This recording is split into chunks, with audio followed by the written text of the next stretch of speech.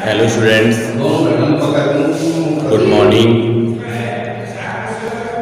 हम चौथा चैप्टर पढ़ रहे थे।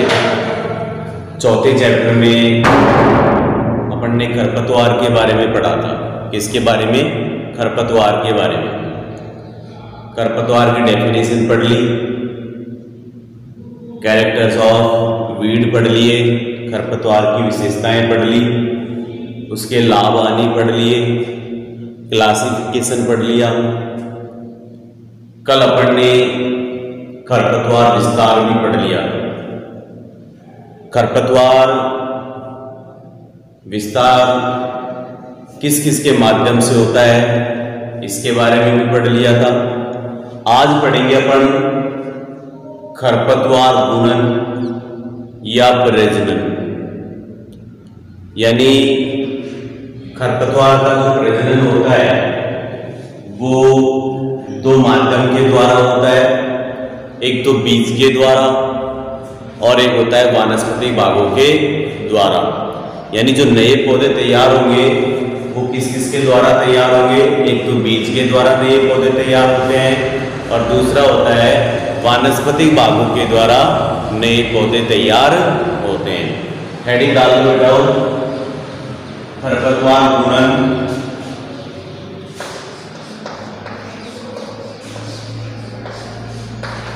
खरपतवार गुणन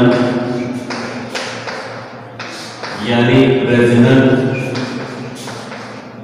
या प्रसारण। यानी इसे गुणन भी बोल सकते हैं, प्रजनन भी बोल सकते हैं और प्रसारण भी बोल सकते हैं।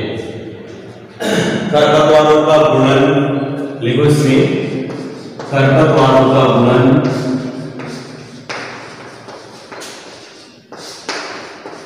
खरपतवारों का गुणन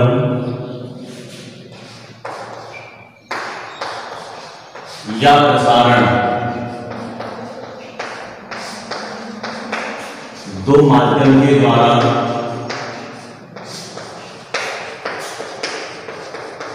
होता है। पहला माध्यम तो हो गया बीज के द्वारा,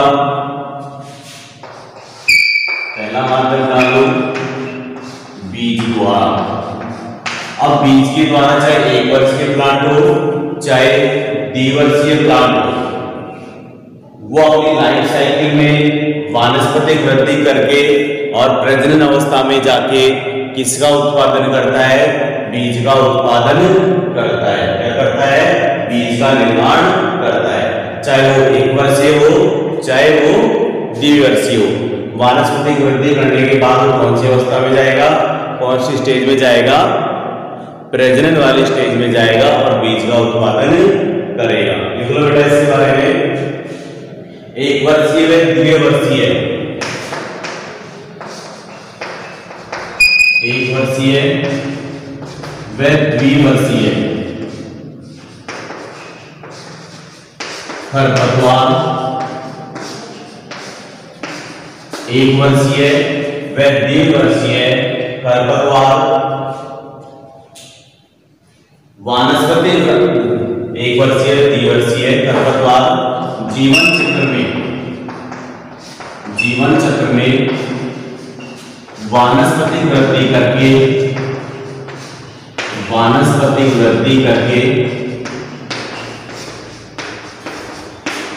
तथा प्रजनन अवस्था में जाकर बीज का निर्माण करते हैं। वृद्धि करके तथा प्रजनन अवस्था में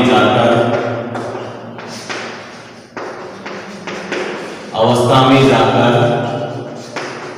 बीज का निर्माण करते हैं। बीज का निर्माण करते हैं।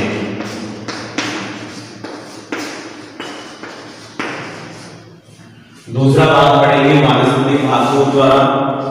दूसरा माध्यम वानस्पतिक भागों द्वारा। अब इसमें क्या होगा? इसमें भी वही हो, चाहे एक वर्षीय हो चाहे द्विवर्षीय हो। इसमें कुछ खरपतवार होंगे जिनका गुणन और प्रजनन वानस्पतिक भागों के द्वारा होता है। जैसे वानस्पतिक भाग तना है, जड़ है, राइजोम है, कंद है, ट्यूबर है, और क्या नाम से प्रकंद है, सक्कर्स है, रनर्स है, ऑफशूट है। इनके माध्यम के द्वारा नए पौधे तैयार होते हैं। लिख लो, कुछ खरपतवारों का गुणन एवं प्रजनन, कुछ खरपतवारों का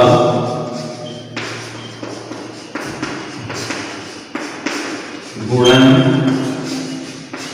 व प्रजनन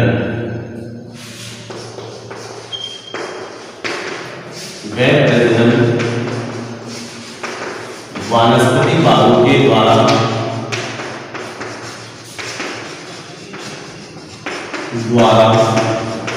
होता है। जैसे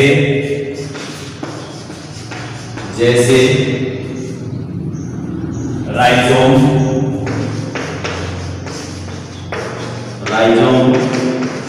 सक्कर्स, ऑफशूट,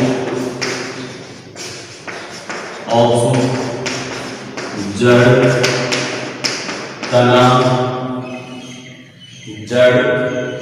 तना, प्रकंद, कंद,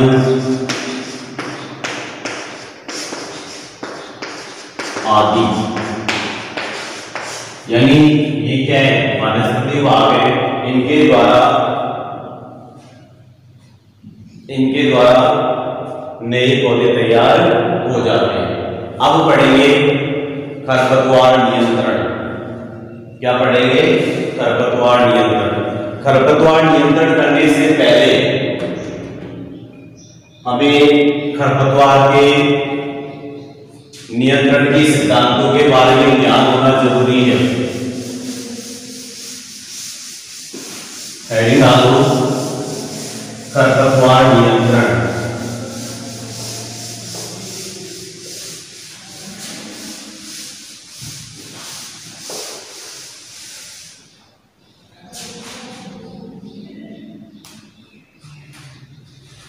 खरपतवार नियंत्रण।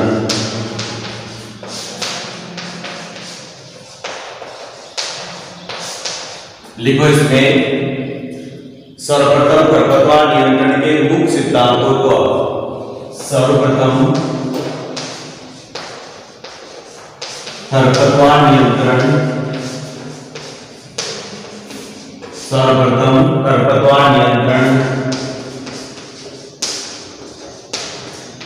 के मुख्य सिद्धांतों को जानना आवश्यक है। खरपतवार नियंत्रण के मुख्य सिद्धांतों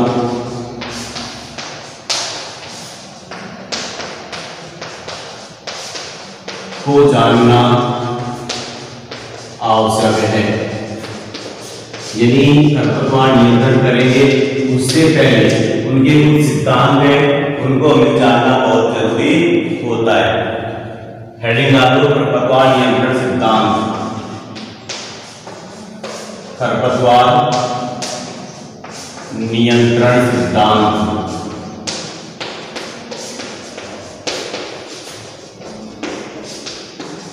खरपतवार नियंत्रण सिद्धांत। पहला सिद्धांत होगा खरपतवारों की प्रकृति। क्या सिद्धांत होगा? खरपतवारों की प्रकृति।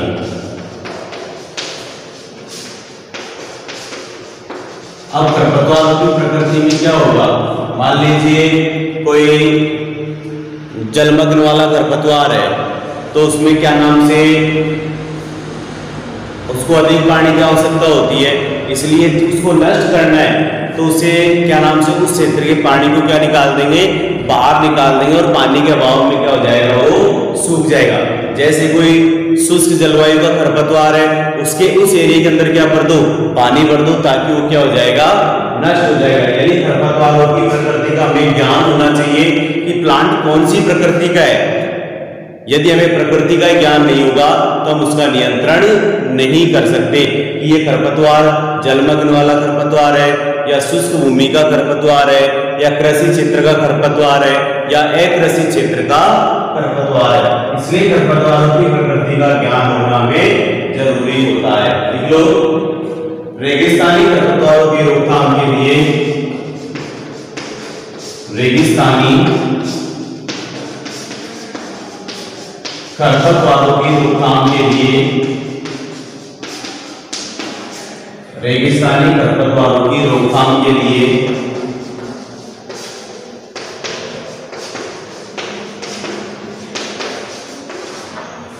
रेगिस्तानी खरपतवारों की रोकथाम के लिए खेत में पानी भर देना चाहिए। खेत में पानी भर के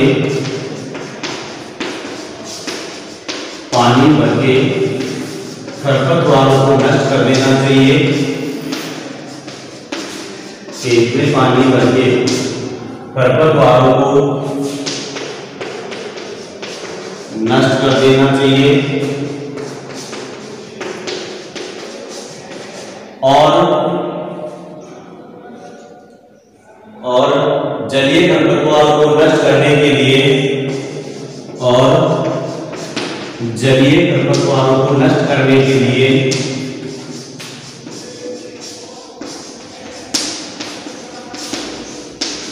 जलीय खरपतवारों को नष्ट करने के लिए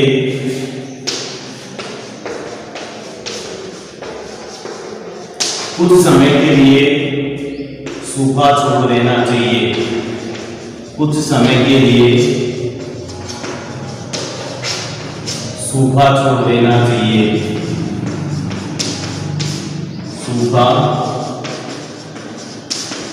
छोड़ देना चाहिए। ये हो गई खरपतवारों की प्रकृति। ये कौन सा सिद्धांत हो गया? पहला सिद्धांत हो गया। यानी हमें खरपतवारों के बारे में पूर्ण ज्ञान होना चाहिए कि वो खरपतवार जलीय है या शुष्क कृषि वाला है या अकृषि क्षेत्र वाला है या कृषि क्षेत्र वाला है। दूसरा सिद्धांत पढ़ेंगे आप खरपतवारों का जीवन चक्र, यानी हमें उनकी लाइफ साइकिल के बारे में क्या होना चाहिए? ज्ञान होना चाहिए कि खरपतवार एक वर्षीय है या द्विवर्षीय है या बहुवर्षीय है। यदि खरपतवार द्विवर्षीय है तो उनको पहली वर्ष में नष्ट कर देना चाहिए, वो बीज का उत्पादन ना कर सके। यदि एक वर्षीय खरपतवार है उसे कब नष्ट कर देना चाहिए? यानी जैसे वो बढ़वार करने लगे, जैसे ही वानस्पतिक वृद्धि करे उससे पहले हमें क्या कर देना चाहिए? उसे नष्ट कर देना चाहिए। दूसरा पढ़ देखो खरपतवारों के जीवन चक्र।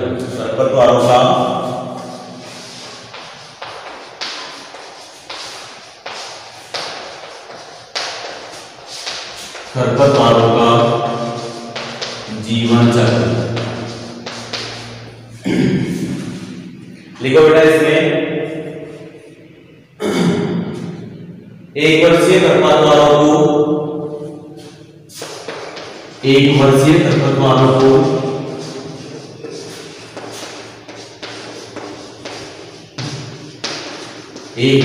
खरपतवारों को फूल आने से पहले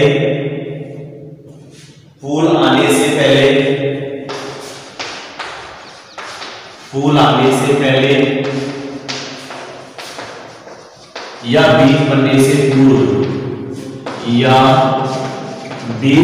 से पूर्व नष्ट कर देना चाहिए। अरे फूल आने से पहले और बीज बनने से पहले नष्ट कर देंगे तो क्या वो बढ़ेंगे थोड़ी? अरे वो उनके पौधे तैयार थोड़ी होंगे। इसलिए हमें खरपतवारों की लाइफ साइकिल के बारे में हमें क्या होना चाहिए? पता होना चाहिए। तीसरा पॉइंट पढ़ेंगे सुसुप्तावस्था का ज्ञान, यानी इनकी डोरमेंसी का भी क्या होना चाहिए? ज्ञान होना चाहिए। सुसुप्तावस्था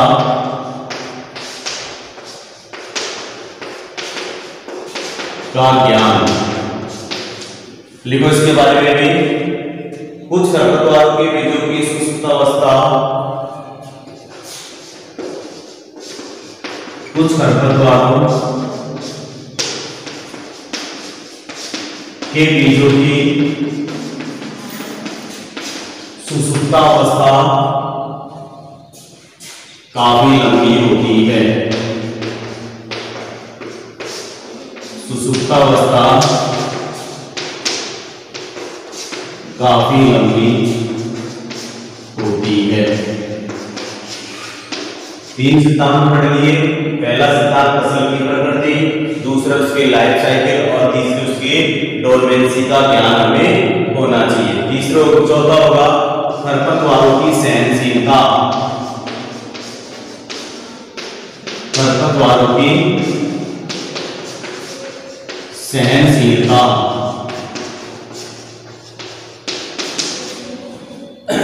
लिखो इसके बारे में भी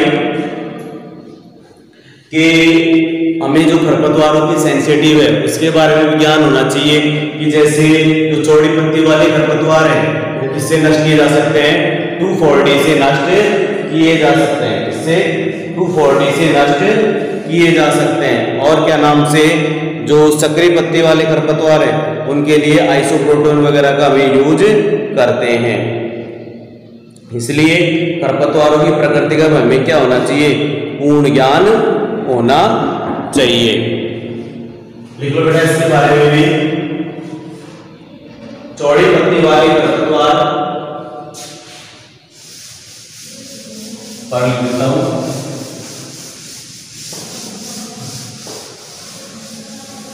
चौड़ी पत्ती वाले खरपतवार 2,4-D के प्रयोग से नष्ट हो जाते हैं। चौड़ी पत्ती वाले खरपतवार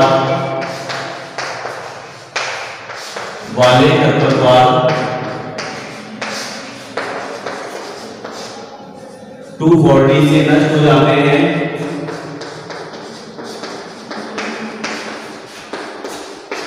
तो 2,4-D का पूरा नाम होता है 2,4-डाइक्लोरोफिनॉक्सी एसिटिक एसिड।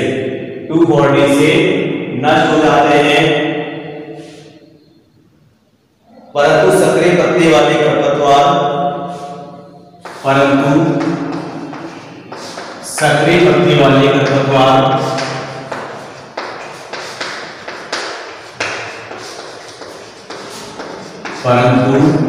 सक्रिय पत्ती वाले खरपतवार नष्ट नहीं होते हैं, नष्ट नहीं होते हैं। इसलिए हमें किसका ज्ञान होना चाहिए, यानी उनकी सहनशीलता के बारे में हमें क्या होना चाहिए, ज्ञान होना चाहिए। 5वां सिद्धांत पढ़ेंगे जनन विधियां।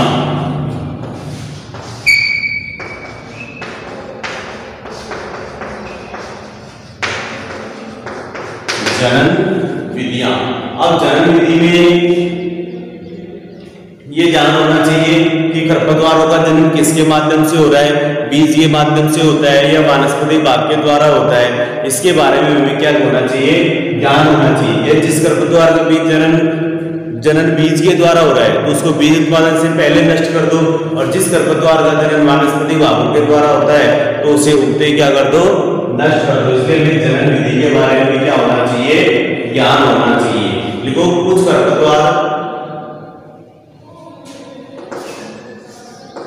खरपतवार जिनका जनन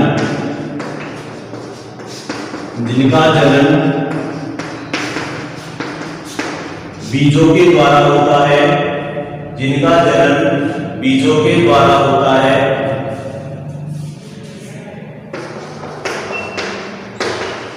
बीजों के द्वारा होता है।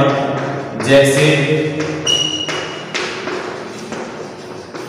उदाहरण लो, जैसे सत्यानाशी प्याजी,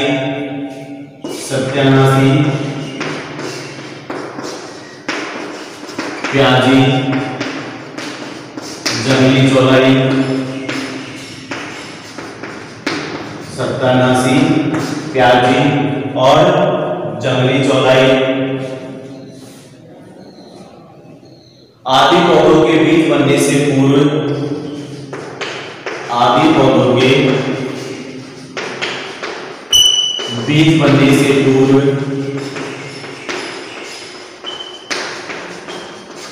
नष्ट कर देना चाहिए, नष्ट कर देना चाहिए।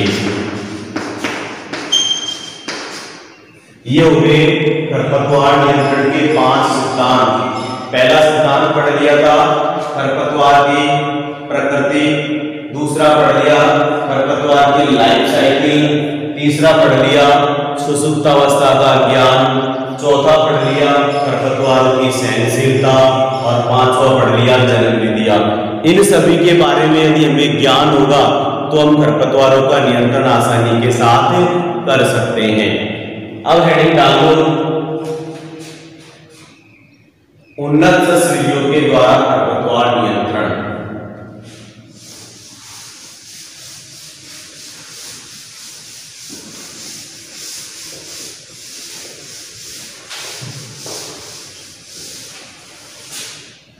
डालो उन्नत शस्त्रविधियों के द्वारा खरपतवार नियंत्रण। उन्नत शस्त्रविधियों के द्वारा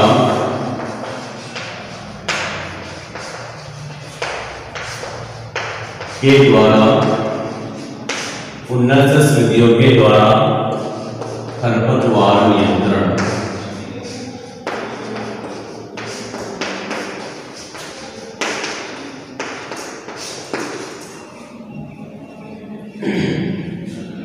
उन्नत शस्त्र में क्रियाओं को निम्न उद्योग में रेखांकित किया गया है। लिख लो उन्नत शस्त्रविधियों को निम्न बिंदुओं के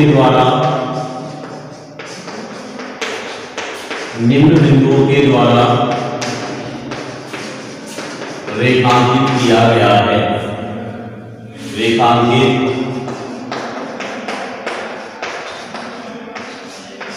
किया गया है। पहला वर्ग को जातीय उपयुक्तता।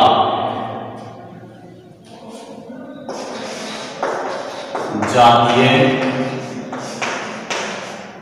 उपयुक्तता। अब जातीय उपयुक्तता में क्या होगा,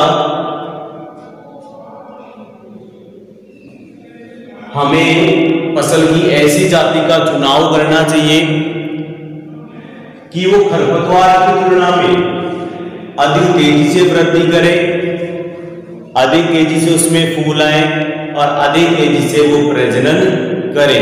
हमें ऐसी जाति का क्या करना चाहिए, चुनाव करना चाहिए। मान लीजिए अपन ने अच्छी पैदावार वाली अच्छी फसल वाली जाति का चुनाव कर लिया। मान लीजिए अपना फसल का पौधा बड़ा हो गया, खरपतवार का छोटा रह गया, तो क्या होगा, खरपतवार का पौधा छोटा रह जाएगा और हमारी फसल का पौधा क्या हो जाएगा, बड़ा हो जाएगा। तो उसको आसपास के एरिया क्या कर लेगा, कवर कर लेगा।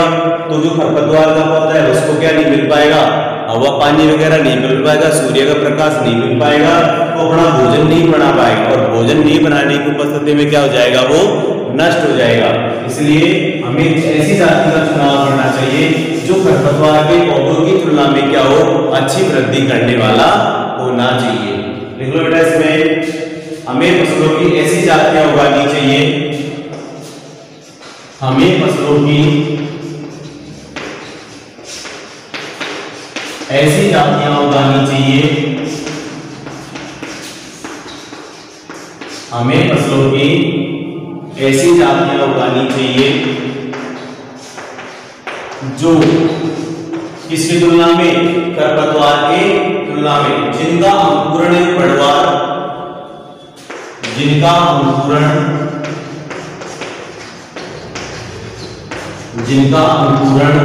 एवं बढ़वार खरपतवार की तुलना में, अंकुरण एवं बढ़वार खरपतवार की तुलना में अच्छा होना चाहिए, अच्छा होना चाहिए, अच्छा होना चाहिए। चुनी हुई जाति, चुनी हुई जाति, चुनी हुई जाति उस क्षेत्र व प्रकार के अनुकूल होनी चाहिए, उस क्षेत्र व प्रकार के अनुकूल होनी चाहिए।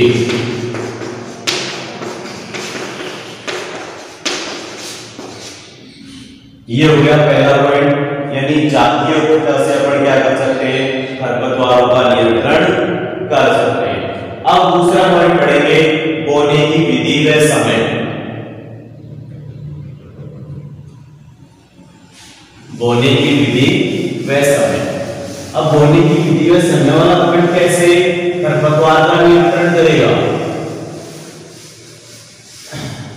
यानी खरपतवार अपने सही समय पर ही अंकुरण होते हैं, इसलिए क्या नाम से, यदि फसल की अपन अगेती बुआई कर देंगे तो क्या नाम से खरपतवार का रोकथाम हो जाएगा, यदि अपन लेट से बुआई कर देंगे तब भी खरपतवार का क्या हो जाएगा, रोकथाम हो जाएगा। लिख लो, बोने की तिथि व समय।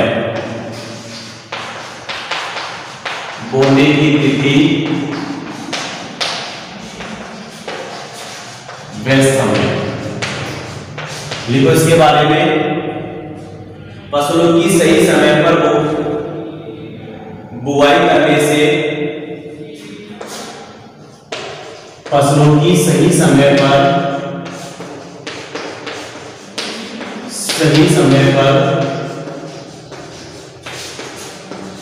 बुआई करने से बढ़वार अच्छी होती है,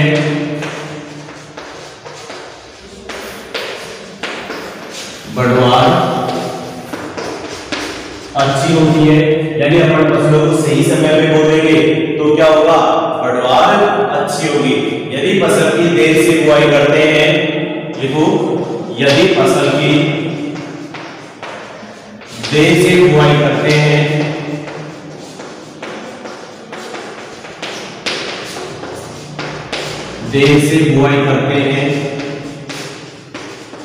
तो बढ़वार भी कम होगी,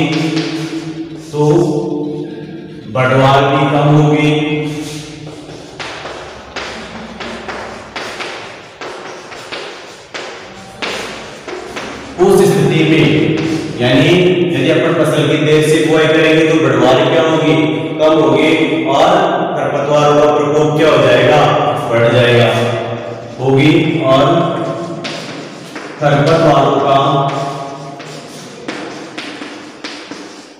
प्रकोप बढ़ जाता है।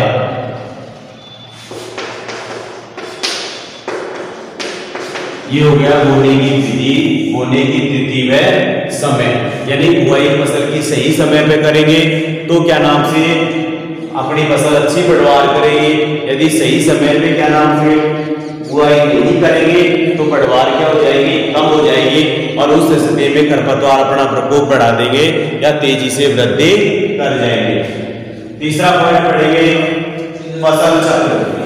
क्या पढ़ेंगे, फसल चक्र। अब फसल चक्र, जैसे कुछ खरपतवार फसल विशेष में नहीं उगते, यदि खेत में लगातार एक फसल को बोया जाता है तो क्या होगा, खरपतवार लगातार उस स्थिति में उगते रहने फैलने की संभावना अधिक रहती है। लिख लो, कुछ खरपतवार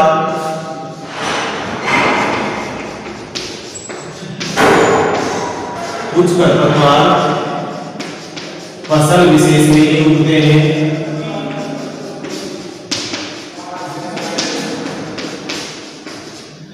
कुछ खरपतवार फसल विशेष में उगते हैं। यदि खेत में लगातार एक फसल को बोया जाता है, यदि खेत में लगातार एक फसल को ही बोया जाता है,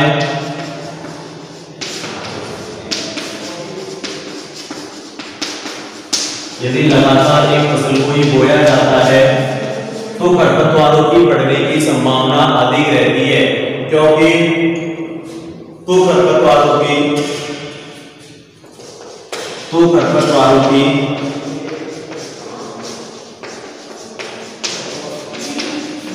बढ़वार की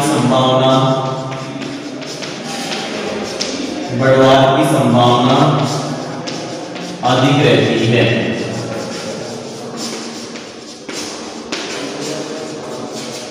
आगे पॉइंट फसल चक्र समझ। फसल चक्र में यही होता है कि कि फसलों को हेर फेर कर बोना होता है। यदि अपन फसलों को हेर फेर कर नहीं बोएंगे तो क्या होगा, फसलों को हेर फेर कर नहीं बोएंगे और अपन लगातार एक फसल को ही बो रहे हैं तो कुछ खरपतवार क्या करते हैं, कुछ फसल के अंदर ही उगते हैं, कुछ विशेष फसलों के अंदर ही उगते हैं। और यदि खेत में लगातार एक फसल को बोएंगे तो क्या होंगे, वो खरपतवार लगातार क्या नाम से उगते रहेंगे, जिसके कारण फसल क्या नाम से खरपतवार बढ़ने की क्या रहती है, संभावना